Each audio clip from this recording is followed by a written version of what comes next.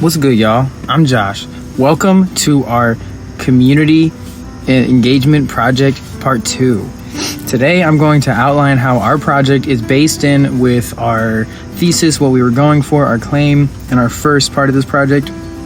Basically, working with the Cape Coral Rotary Park, what our group hopes to do is we're looking at the subject of invasive species and how they affect Florida, what we can do to get rid of them. Specifically at Rotary Park, we're talking about iguanas, monitors, any kind of lizards like that. So since we recently had the hurricane, the most relevant thing that we've been able to do is move a lot of the hurricane damages. However, part of this is that we are actually stopping any additional invasive species from coming and setting up camp where there's temporarily branches where we currently can't do anything.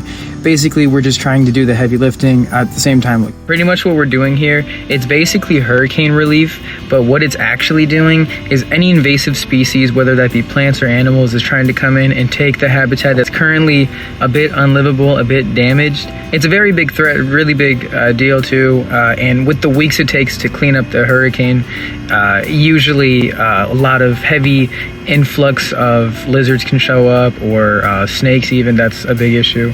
Basically, just moving branches one by one at a time, clearing the nature trails, and we're trying to get the natural ecosystem back into where it was and keeping out anything we see, whether it be snakes. Really, the two big things: monitors, iguanas.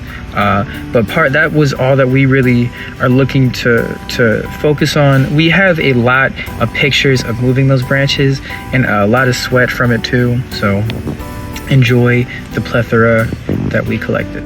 Our project objective was to restore Cape Coral Rotary Park back to its natural beauty as it was hit by Hurricane Ian. Hurricane Ian tore down signs, uprooted trees, messed up the dog park, and even destroyed the nature trail. These are some of the videos and pictures we took during our service at Cape Coral Rotary Park.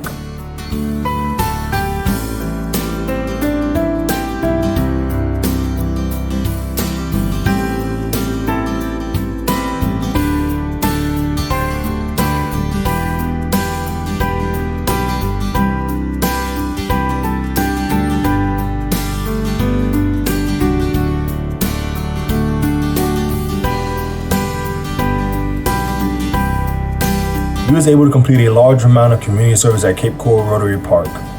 We started off by cleaning the front of Cape Coral Rotary Park by picking up shingles, trimming trees, raking leaves, and even cleaning the dog park. We was not able to clean the entire park as we encountered a few issues and roadblocks. We had a condensed schedule due to Hurricane Ian shutting down our school for a few days and the timing of our students and different schedules that we had.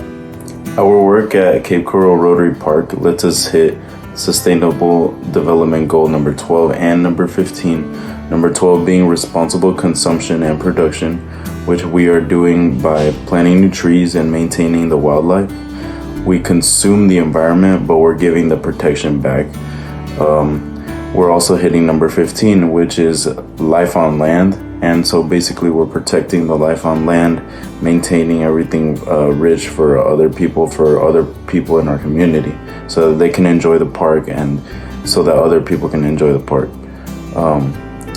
The foundational elements that we attach to our work, that we saw pop up in our work, were teamwork, of course, where we had to show up as a group, and there was moments of leadership also, problem solving, which is what did we have to do at the moments that we had to do it, where, what to put where, and how to do it a certain way.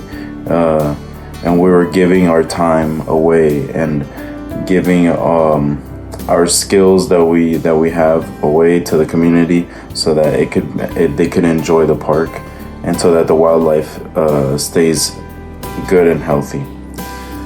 A Bed for the Night was the story that I would most associate with our work, was because we did not hit our goal or completely solve the problem, which is that the park had, but we ultimately contributed to the goal. And that's what the man did at the street in that story. He contributed, but he didn't solve the whole entire problem in one go. And yeah, that's pretty much it for this section. So we didn't have to do a lot of critical thinking, and we didn't have to do a lot of problem solving skills because basically all we did was pick up sticks and pick up debris and throw it in a pile. But we did have to build a shed, which took a little thought. And that shed was used for the tools that we used to pick up. So in a way, critical thinking kind of helped in a certain sense.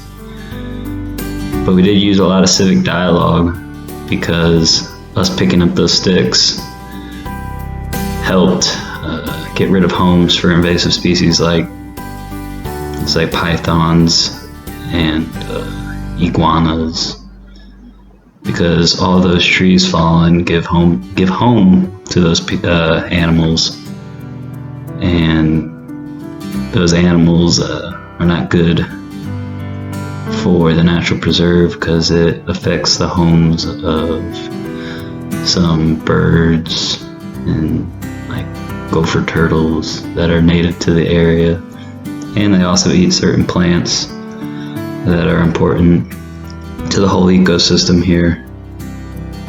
So I think picking up those sticks did help a lot,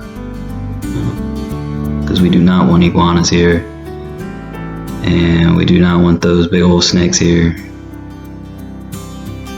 because they're dangerous to the society. Hello everyone. From what I've learned, cooperative efforts are a difficult thing to set in motion, even with smaller groups of people. However, when they do kick off, they are a sight to behold, and many, many things can be done, regardless of how constrained the time may be. I cannot speak for everyone within the group. I can say for sure that all of us gained a better understanding of the aftermath of a natural disaster and what it can do to the environment. We also understand that there are many ways we can help others in need that may seem menial in the grand scheme of things, but the reality is these small actions, these small deeds can do far more for people. They're far more impactful. Something as simple as clearing debris from the road can make way for more stable drives. And yeah, as for our community partner and how that we benefited them, well, they won't have to spend as much time repairing what's been broken, and now they can move on to better things like updating their facilities, tending to the animals that they're caring for within their shelters. And as for how other people have been impacted, they're not having to go through as much trouble trying to evade the debris that the hurricane left in its wake.